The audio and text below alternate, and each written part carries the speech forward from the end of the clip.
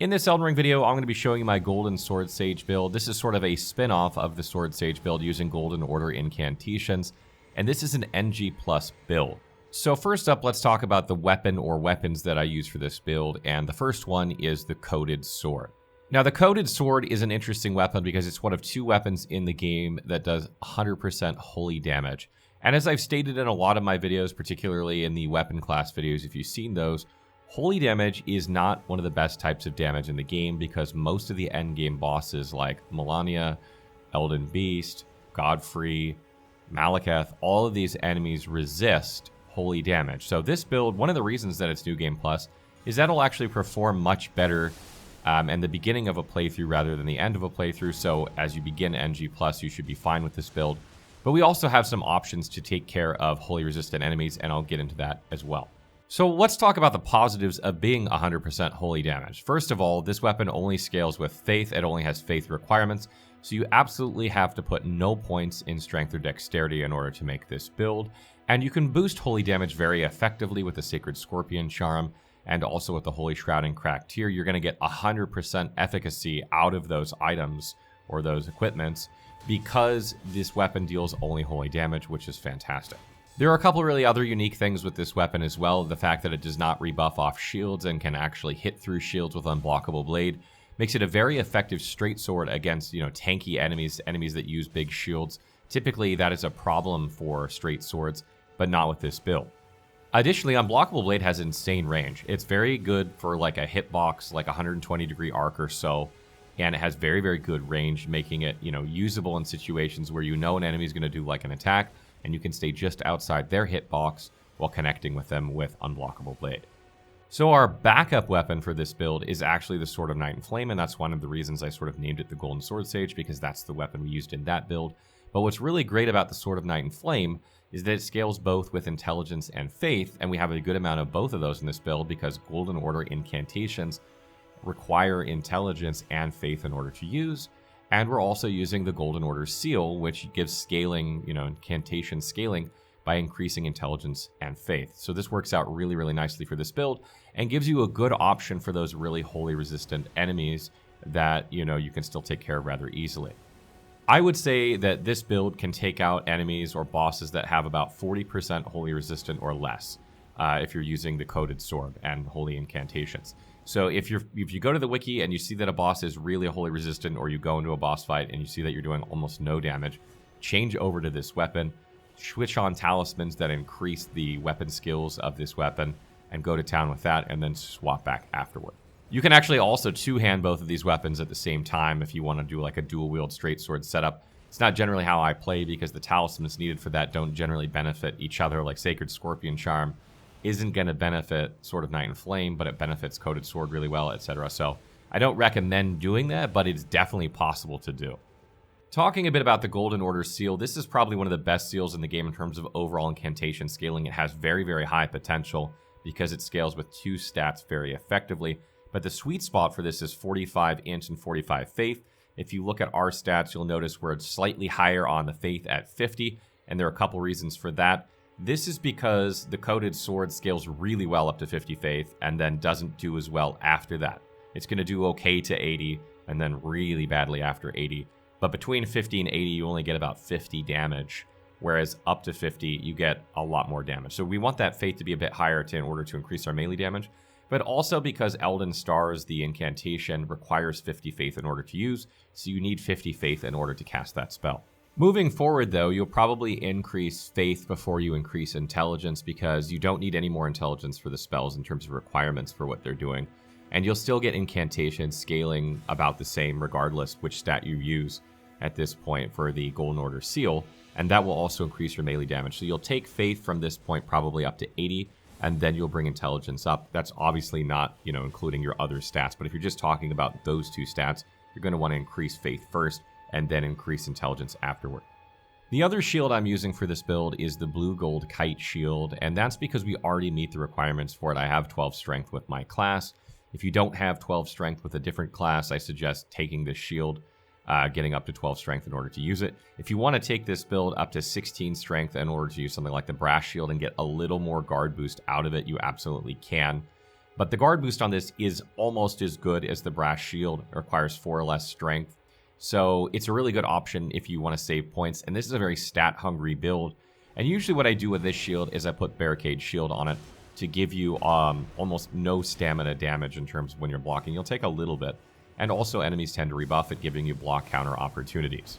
You can play with no skill if you want, but it really makes blocking with this shield difficult in tough boss fights where they're hitting really hard. But if you have Barricade Shield on there, you can block just about anything. If you just take a look at this build, knowing that you have 2 different swords that deal with different damage types, you have a shield that has Barricade Shield on it, or parry if you want, and you have a seal that can cast buffs and offensive spells, you really start to see that this is a very jack-of-all-trades build. It's tanky, it has decent damage but not the best, and it has good buffs but maybe not the best, and it has offensive spells but maybe not the best. It's not S tier in every category, but it's kind of like B plus in every category. So if you're someone who likes to mix up their styles of play, or likes to have something in their toolkit for every scenario, maybe you like to do block counters now and then, maybe you want to cast spells on this enemy because it's easier to kill them from range, or maybe you just want to go and dual wielding on one enemy, or etc. There are a lot of different things you can do, and it really makes this build a ton of fun to play. Talking about the armor for a second, I have Radiant Gold Mask on, and that's because it increases your Golden Order Incantation damage by 10%. If I didn't mention this earlier, the Golden Order Seal does the same thing. Not only does it have very good incantation scaling, but it increases your Golden Order damage by 10%. So you're going to get the 2 boosts to Golden Order damage from these, and it doesn't have great protection, but we want that extra 10% damage because Golden Order Incantations don't deal the most damage anyway, but if you want to use them, these are something you really want to use. And then for the rest of my armor, I'm using the Veteran set, and that's to give me very high protection as also very high poise, which will allow me to tank through hits and continue attacking with my, like unblockable blade, or to get off spells while I'm taking a hit, etc. So it's really good to have that extra protection and poise to allow you to do these things. You can use whatever armor set you want, but the Veterans is very, very good. When it comes to talismans for this build, they're going to change up depending on whether you're using Sword of Night and Flame or if you're using the coated sword, and sometimes they'll change a bit depending on how you're facing. Again, this is a kind of a jack-of-all-trades build, so sometimes you may want to lean into Unblockable Blade because it just works really well for a certain boss, and you'll want to put something like Shard of Alexandria on to boost that damage. But the ones that I normally use, like that's kind of like the way I normally play, I've got Sacred Scorpion Charm, Ritual Sword Talisman in order to boost my damage with spells and attacks, because my attacks 100% holy damage, my weapon skills 100% holy damage, my spells are 100% holy damage. And when you're at full health, you're obviously getting a boost to all those as well. And the Ritual Shield Talisman here gives you extra protection when you're at max health. Because you're stacking so much defense, this means that when you get hit at full health, you take very little damage or much less damage than you would, which means if you have like a heal over time up, like Blessing of the Erd Tree or something like that, it will get you back up to full more quickly because you didn't take as much damage to begin with. Then you'll get that defensive boost again, and you'll also get the Ritual Sword Talisman buff again. And we also have the Dragon Crest Great Shield Talisman here for the same reason. It gives you extra physical damage, which then reduces the damage you take. Between Golden Vow, those 2 talismans, and the armor set you're wearing, you have very, very high protection. But again, you can swap in other things like the Phlox Canvas Talisman or the talismans that increase your, incantation damage are not bad options here if you plan on spellcasting in a fight. Shard of Alexandria is good if you find yourself using Unblockable Blade a little bit more. But it depends on how much you get hit, what style of play you like to use, what style of play you're using at the moment. But you can really swap in different ones of these depending on what you're doing. Another thing that I'm using for this build that you actually get from trading in Morgoth's Remembrance is the Regal Omen Baron. I don't usually use a lot of like consumable type items in my builds, hardly ever actually. But this one's fantastic. What it does is it unleashes like a bunch of projectiles like that are homing that deal 100% holy damage, and these scale with Intelligence and Faith, which fits perfectly for our build because we have both of these things. The FP cost is extremely high for these, but it's very good range. You can use it when you're opening a boss fight before they close the distance to just rip off a chunk of health, or maybe you're fighting a tough enemy on the landscape and you want to get anywhere near it. Just pop this a couple of times and they're dead. Deals very, very good damage. You can hit about 3,000 damage with one of these, assuming all the projectiles connect if you're fully buffed, which is absolutely phenomenal at this point in the game. And that should obviously continue to go up as your Intelligence and Faith increase throughout MG+. The spells I use for this build are Golden Vow, Elden Stars, and when it comes to the Golden Order Incantations, I use Discus of Light, Litany of Proper Death, Triple Rings of Light, and Radagon's Rings of Light. So Golden Vow, self-explanatory, increases defense and attack, which is great. And why we use Elden Stars here is it gives you a good long-range option in terms of spells. What I really like about this spell is that it'll actually shoot up above you, so it can like go over things if you're behind an obstacle and still hit enemies that might be trying to range you down, which is great. And once you throw it up, you can just attack while that thing is going off, which is good. Moving along to the Golden Order Incantations, the first one is Discus of Light. This is really your bread and butter in terms of your ranged option with this build. It actually hits fairly hard because we're using the Golden Order Seal and because we're using the special helmet. It does about like 500 to 600 damage usually when it connects, and then 500 or 600 damage when it comes back. So it's about 1200 damage, which is about the same damage as something like Lightning Spear or Black Flame, you know, in terms of like the damage that they deal. So it's really not that bad, and what I really like is that you can chain cast it, spam it real fast, and it can do a lot of damage in a hurry. Litany of Proper Death is very situational. You're only going to use this really on undead, prevents them from resurrecting. It's got like a huge, like 180 degree-ish arc that will just absolutely wipe out most undead enemies. You're not going to keep this slotted very often. Like, I don't even keep it slotted on my bar until I know I'm going to be facing undead. Then I put it on, and then I take it off again. That way I don't have to cycle through it because I don't use it that often. Triple Rings of Light essentially throws out like 3 rings that then come back to you. It's good with dealing for AoE, except that we have Radagon's Ring of Light. So really what I use this for is for enemies that like dodge around a lot, like Black Knife or Godskin Apostle, that are going to dodge your initial Discus of Light toss, but they can't dodge Triple Rings of Light. Again, a very, very situational. I don't even keep it on my bar most of the time, and then put it on when I know I need it for a specific boss or something, and then take it off again. Radagon's Rings of Light is very, very good. It's an AoE that you can cast from horseback, and if you hold it down, it increases its range. And this thing has a really, really good range, too. And what I like about it, too, is it knocks down enemies. So even if you don't kill enemies, you typically knock them down, and then you can just cast it again while they're getting up and finish them off in 2 casts. The damage is pretty good. It's not amazing, but for an AoE, it's substantial. And it just gives you a really good option you can do from horseback or on the ground and just wipe out packs of enemies very, very easily. We don't really use any other Golden Order incantations for this build. Immutable Shield just has too short of a duration. Law of Casualty is an interesting one that'll allow you to, you know, explode after a certain amount of damage or hits. It's one you could use in this build. I don't really need it, but if you want to put it in, you could. But Order's Blade is one that is, you know, used for buffing weapons, and we can't buff our weapons with this build, so that's kind of useless.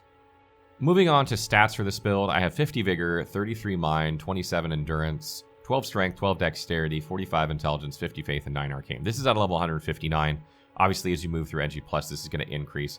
But 50 Vigor is there to give you a lot of health to survive hits. You have tons of protection with this build, so you really don't need more Vigor, but if you feel uncomfortable with that, you can increase that number a bit. Or maybe you feel overly comfortable, you can reduce it a bit to get some more points. Again, this is a very stat-hungry build, so you want all the stats you can get. Mind is at 33 here. You really cannot get enough Mind with this build. Between buffing with Golden Vow and Erdtree's Blessing, between using the Regal Omen Baron, between using Elden Stars and Discus of Light, you're just going to tear, or an even Unblockable Blade or Barricade Shield, you use FP constantly. So you're probably going to want to increase Mind up to like 40 or 50 throughout the course of NG+, and NG++, just so that you have tons of FP and you don't have to worry about FP as much. Endurance here is at 27. This gives you just enough weight to medium roll when you're using either the Sword of Night and Flame or the Coated Sword, a shield, the Golden Order Seal, and this armor setup in these talismans. You want to be able to medium roll if you can. You can fat roll and reduce this if you want, but stamina is also good for block countering. So it's, you know, it's kind of up to you. If you want to remove some points and fat roll, you can, but I honestly don't recommend it. Strength and Dexterity are both 12. This is from my starting class. These will vary a bit depending on, you know, what you're doing. Strength is good for the shield that we're using. You don't really need Dexterity at all. So, you know, you want to keep these as low as you can, except for that shield. And as I mentioned, the Golden Order Seal scales with Intelligence and Faith, which is why we have 45 Intelligence and 50 Faith. That's the sweet spot. It starts dropping off in terms of scaling after that. You'll still get scaling, but you get like, I think, 330 incantation scaling at 45, 45. And I think it maxes out at like 400 or so, roughly. So from 45, 45 to like 99, 99, you only get like, you know, another 70 or 80 incantation scaling. So that's why that's the sweet spot. And again, 50 Faith is there because we need Elden Stars. We need 50 for that, and also to reach the maximum potential, well, not potential, but best optimal spot for Coated Sword. And then obviously you'll increase Faith up to 80 after that, and then bring Intelligence up as well. You do not need any arcane for this build. And a couple of tips before we wrap up this build. If you're going to use a Great Rune for this build, Godrick's Great Rune is probably the ideal one because this is a very stat-hungry build, and getting those extra stats and all those points is good. You need faith, you need intelligence, you need mind, you need vigor, you need endurance. Getting points in all of those is absolutely fantastic. Also, if you want to use the Omen armor set, which is much, much heavier than what we're using, but has very, very good protection and fat roll, or, just increase your endurance over time and then eventually wear this, it's not a bad idea if you don't care about fashion, because each piece of this you wear increases the Regal Omen Baron's damage by 5%. So if you wear the full set, or 3 pieces of it, and then keep the helmet, you're going to have a 15% bonus to that, and that, again, could reach about 3,000 damage where we're at now. That'll put it somewhere, closer to like 3,300, 3,500 damage, which is really good. And that's a great way to, kind of future-proof your build into NG+ when enemies start getting more and more health.